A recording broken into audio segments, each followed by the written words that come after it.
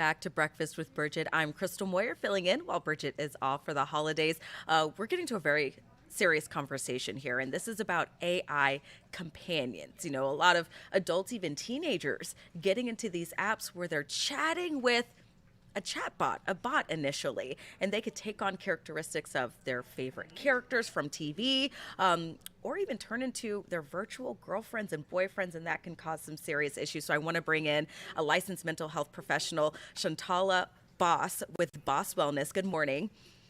Good morning. So obviously this is something parents need to keep an eye on when it comes to their teens. And just to let parents know, I want to name some of these platforms. We've got Character AI, Replica, Kindroid, and Nomi.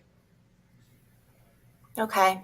Yes, unfortunately, these are getting more and more popular. They started coming out about a year ago, getting really popular, and I'm hearing more about it now than ever before. So the main concern that I have with these things are they have a way of increasing the positive reinforcement and the dopamine in the brain, especially for teenagers.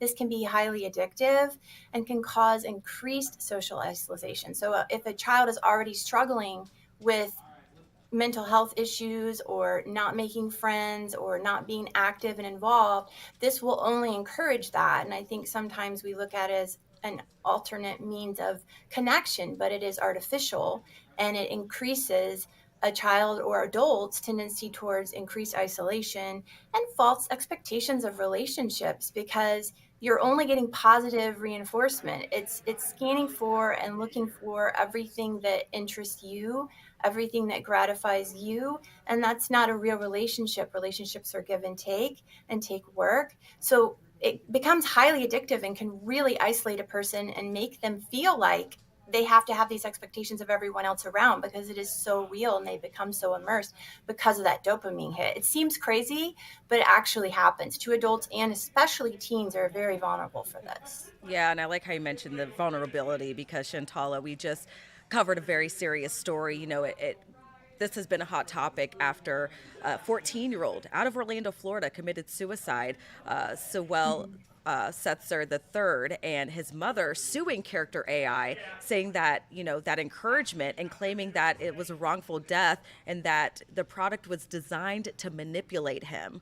So this is brought to the forefront chatbots and AI companionship because there are some signs here. His mom was saying, he was uh, not paying attention in school. He got out of sports. He was very isolated. What are some of the signs that parents need to look out for? Well, those all are extremely important. Isolation, lack of interest in things once enjoyed, increased um, watching a phone, high addiction. If they get really angry, if you take the phone, kids do anyway, but an increased anger or hostility because they're going to always be on it when they're getting that instant gratification, instant response. Um, and also, if you have a child who maybe does struggle a little socially or could be more of a victim towards this type of manipulation, you really need to educate them and watch out for downloads of these apps. I think sometimes it looks like an alternative, and sometimes people misunderstand it. But these chat boxes can also scan the internet for anything that a child may have looked up. If they're young and don't know about a lot of things, they may look up things that are sexual or inappropriate content, and the AI will actually talk about those things, reinforce those things, and have sexual conversations with children. So they're learning things that are highly inappropriate. They don't have parental guidance. So their depression levels and anger issues can really increase because their minds are too young for this, or they haven't actually had a real conversation with an adult about this. So these are all warning signs that something needs to be done. You need to look at that, and if it's impossible to kind of remove them immediately, try to wean them off and get them involved in other things. Find out what they're missing in their relationships with their peers, what they long for, because this is meant to replace all of that. But the problem is it's not real. And like you said, it manipulates the user. There can be changes on the platform where they can no longer access things, whether it's Mm-hmm. due to monetary issues, whatever. And this can be devastating, even for adults. I've heard some things about adults that connect with these, they're like, well, relationships are too difficult. And then they lose that AI. It feels like a real person to them. And it's devastating and very difficult. So it's really important to, it may seem interesting, it may seem fun, but a person that is really prone to addiction of these type of things or really struggling socially is definitely not good. And I do not recommend it for any teens.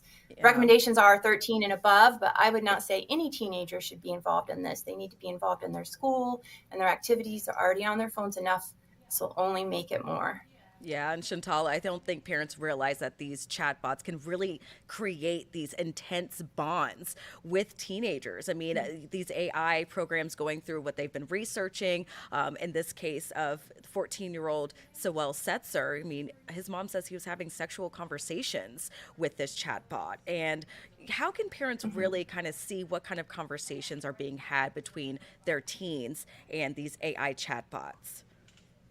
Well, there are different ways to look at what they're seeing. Of course, we don't want to impede on teens.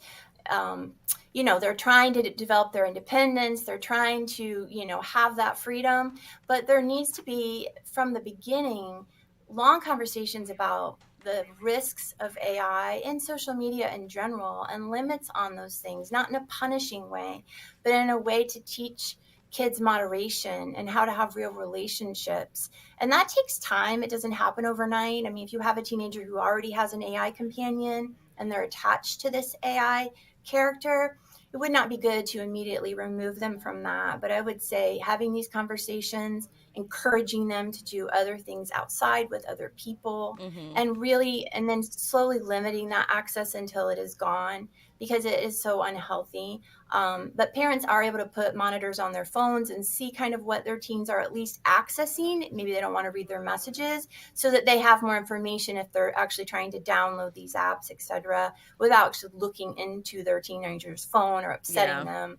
You know, And so this, it's a fine line with teenagers, and not pushing them too hard if they've had access to something, because then they're going to get angry and they're just going to find another way to access it.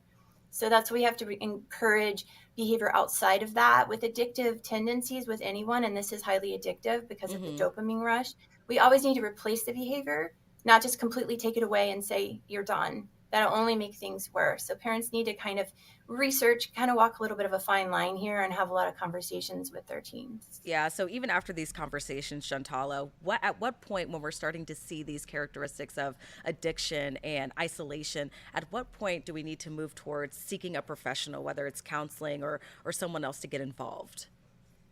Well, if a parent's really talked to their kids about it and started limiting and trying to help them pull away, but they're unable to do so, and they're increasing like loss of appetite, loss of interest, increased anger, some behavioral problems. A lot of times when teens are depressed, they show it as anger. They don't show it as depression or anxiety, or they show it as withdrawal. So they don't always know how to express to you that they're anxious or sad. They'll just show it as anger. So if you see more of that after you're trying to have these conversations and limit it, it's really important that they see a mental health professional. And unfortunately, with this young man, it just probably came out of nowhere. It suddenly he was removed from the device. So also talking to them about this, that this is not a real person. This could be taken away at any time.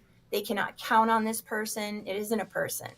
Um, but I think at that point, if they're unable to bridge the gap between fantasy and reality, they really need to see someone. And I think that can happen rather quickly, even though we don't like, it's hard for me to even believe that. Mm-hmm. But human behavior, we crave relationship, we crave connection. And if we're not getting that, this can become so toxic because we can get so connected and then not look for outside connections. And it can be very, very detrimental. Yeah, and that's just the reality of technology now, and the introduction and AI. So thank you so much, Shantala Boss with Boss Wellness, for joining us this morning. Have a wonderful Thanksgiving.